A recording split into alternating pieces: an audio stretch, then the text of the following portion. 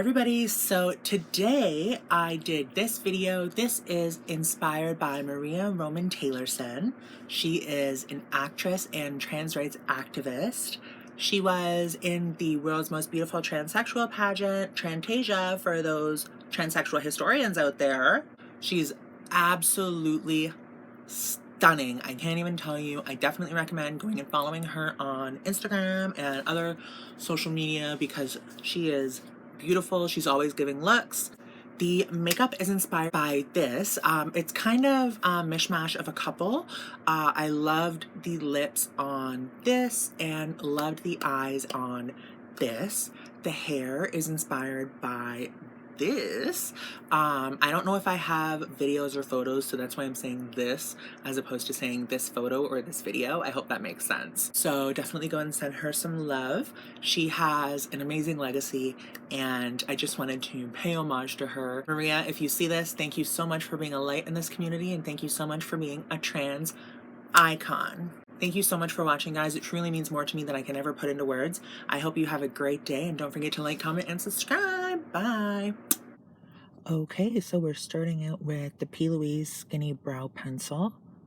You can definitely use the L'Oreal Brow Stylist Definer. I apologize if you guys can hear any noise. There's some work going on outside of my home, so it might be a bit distracting. For eyes, we will be using the P. Louise Base, and then we will be going into the Jeffree Star Cosmetics Star Wedding Palette. I like this palette for neutrals, and I think I might do a 10 Looks 1 palette on it. I'm not sure. For the lid, I used the color Star Vows. The first color in the crease is Save the Date. The second color is Committed. Then on the outer V area, on the outer corner, I used the color I Do. And on the outside wing area, I used Tuxedo Black. So this color here is Save the Date, and we're just using that to add some definition to the all over crease as opposed to really getting in there and making it darker. We're just adding some slight definition. And then with the smaller, fluffier brush, we'll be taking Committed and focusing that on the outer crease, but still blending that into the inner crease as well.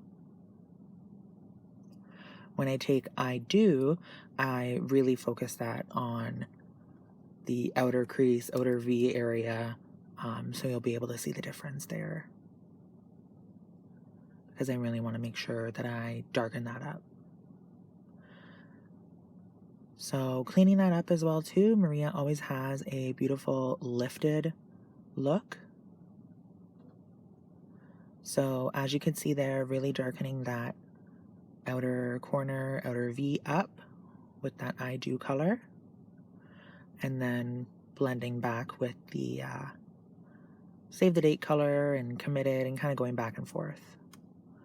Then using Star Vows on the lid, which is this beautiful kind of cream color.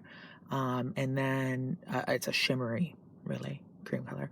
And for the inner corner, I use Cut the Cake. And then on the brow bone, I don't oftentimes do a very shimmery brow bone, but I loved Maria's when she was on the Very Delta podcast. So I definitely wanted to emulate that. And I used to absolutely love connecting my highlight with my brow bone highlight. So that's what I did in this. And it was just a lot of blending along the top, honestly, and then sharpening it up on the outer edge with a makeup wipe. I really wanted it to be like a lifted look too. I didn't want to take it too far out. Like you see there, I'm really angling that up. And then I'll be adding more to darken it up. And we really want that pigment on the outer corner to be dramatic and dark. For the black color, which is Tuxedo Black, I went ahead and just put it along the where your eyeliner would be, really. Just on the outer area though. And then I went back over with liquid eyeliner and did a wing, but I just wanted to kind of darken up that portion of the eye first before I went ahead and put a wing on. No reason really. I did clean up by my eyebrows as well too, because I didn't like how it was kind of being pulled past my eyebrow, the color, so I cleaned it up, and then like you see there, just use my finger to further blend it. Oh, I did also use as well too, to lighten the brow bone first, I used Grand Entrance. I did not need to do that. That's a matte cream color. Did not need to do that at all. I could have just used the Cut the Cake color, but I didn't, of course. I did spray as well too, my brush, with some Cream Shop and Hello Kitty Celebrate Setting and Priming Spray to apply the brow bone color, to really give that pigment. And you can see here I am applying the eyeliner, and I am using Stila waterproof liquid eyeliner. This is what I used when I was a full-time makeup artist, so I really enjoy this. I just got a little sample and I was like, oh, I remembered how nice it is. Still doesn't compete with the Made by Mitchell one though. Definitely got to repurchase. Cleaning that up and making sure that that is all neat and tidy. For under the eyes, I didn't do anything too spectacular. It is one dark color, which is I Do, which is the color on the outer V, the darkest brown. And then I used a black kohl pencil or black eye pencil in the waterline. And that is the Made by Mitchell Black Track All Smudge No Budge pencil. Curling the lashes and using Benefit Their Real Magnetic Mascara. And then I will be taking some eyelashes, placing them on my inner corner, and really angling those up on the outer corner. I'll be using e.l.f. Poreless Putty Primer all over, and then I will be going ahead and using the Juvia's Place I Am Magic Concealer. I ended up using my finger for my chin just because I wanted to get off the excess product that was around the rim of the Juvia's Place concealer. Then I went ahead and used my beauty blender. It's the Creme Shop and Hello Kitty beauty blender on my forehead, and use my finger under my eyes because I find that that gives fuller coverage, doesn't take as much product off when you're blending it. For foundation, I used the L'Oreal True Match Lumi foundation, and I applied that with a brush. I apply that all over the face, and I make sure that I'm using a brush because I don't want it to be patchy or blotchy, because I find personally when you put the foundation on with a sponge, wherever you, or with a beauty blender, wherever you dot the foundation is going to have more coverage than if you don't. So that's just a personal opinion. That's just what I do. I really wanted as well to make sure that the skin was like perfection. I have a lot of freckles, so I made sure that the freckles were as covered as I could get them. And I did that with mostly concealer and then applying a lighter layer of foundation on top of it. I do like a lighter under eye as well too, so I don't bring the foundation directly up under my eye. But I do bring it up a little bit, and then I just go ahead and blend between the two. So right there, you can see where I kind of cut off under the eye, or past the eyebrow, but then I went ahead and used my finger just to further blend that out. So after using the brush, I go ahead and dab my beauty blender all over. That's going to get rid of the brush strokes, and that's going to make sure that everything kind of looks like skin again, as opposed to just laying on top of the skin, which is what foundation with a brush can sometimes tend to do. I just find it so much easier than having to worry about getting rid of like brush strokes and stuff like that. I used to use a brush all the time, but it's just not something I do anymore. For blush, I used the Made by Mitchell Melon Sorbet Blursh, and I loved this. And then for contour, I used the Makeup Revolution Ultra Cream bronzer, and I use the color Light.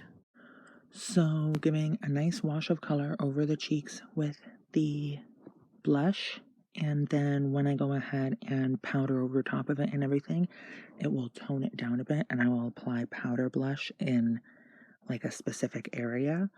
That way it kind of gives like a more natural effect, I suppose. Then we will be using the bronzer just along the perimeter of the face. I use the bronzer along the perimeter because I find that it does make it looks like you're like 50 pounds lighter probably. So definitely do that. I'm not a big fan of stark lines on the face, so me personally, I don't do a lot of contouring, but then I'll be using the MAC Studio Fix powder, and that is in the color White, the shivering white color, and I use that under my eyes because I do like a very bright under eye. And then on the rest of the face, I use my regular color, which is NC15. And you can see as I powder, the liquid blush starts to tone down a bit, and then you'll see it kind of look more natural under all the powder. Kind of looks like you're blushing from within, and then when you apply the blush over top of it, the powder blush over top of it, it does give a very nice effect. For the loose powder, I am using the e.l.f. Halo Glow Setting Powder, and I will be using the color Light. I start along the hairline, and then I swipe it under my eyes to make sure that there's no cakiness, and it's not settling in fine lines or anything like that. And then I do the rest of the face, and then I dust it off. And I will be using for blush the Sheglam Tangerine Lightweight Matte Blush, and you can see I kind of do it more so along the outer cheek as opposed to right on the apples. I like to have a little bit of lightness right beside my nose and under my eyes, so that's why I do that. Then I'm using the Colourpop Flexetarian highlighter, and I'll be using the Danessa Myricks Enlight Halo in Ice, and I will be blending that, or I should say I'll be like attaching that to the highlight under my eyebrow. I do use as well too the Marc Jacobs Tan-tastic Omega Bronze, and you can, if you don't want to buy that because I believe it's discontinued, you can try Physicians Formula Butter Bronzer. So this is the attaching of the under eye, or the under eyebrow highlight and the cheek highlight, and I love that. And then I'm just going ahead and doing some bronzer along the perimeter to re-intensify that, I suppose. I also like to put quite a lot of blush on because I find when I put on my highlight, it can start to diminish it. For the lip color, I'll be using the Wet n Wild 666 lip liner, and then I'll be using the Jeffree Star Cosmetics Dominatrix Velvet Trap on the outside perimeter, or the outside corners of my lips, and then Jeffree Star Cosmetics Diet Mannequin Velvet Trap on the center of my lips. In the photo, Maria does not have that, but when I apply lip gloss over top of it, it kind of blends everything together and gives a nice dimension. So I'm not going like specifically for an ombre. I'm going for a look that just looks three-dimensional. I hope that makes sense. Under my eyes, like I mentioned, I just used the darkest brown color and blended that out a bit, very simple, and then used a black eyeliner pencil, and that's the Made by Mitchell All Smudge No Budge Black Track eyeliner. I love his products, honestly. And I really wanted to have more of the cases that he has. I love the big makeup cases, but they don't ship to Canada, so. Then I'm using the Louise Eyebrow Gel. And this is the Dominatrix Velvet Trap lipstick. And this is the Diet Mannequin Oh, as well too, I forgot the Cream Shop and Hello Kitty Celebrate setting and priming spray, and then going ahead and just using a fan to dry that down. Applying the Jeffree Star Cosmetics Body Count Gloss, and we're done with the face. For the hair, I already have it pre-curled with a 1¼ inch barrel. I just did a flat wrap on a wand curl, so very simple. And then you just go ahead and you glue that down and you secure it with a wig band to make sure it all sets, and you're good to go. I hope you have a great day. Thank you for watching. Don't forget to like, comment, and subscribe. Bye.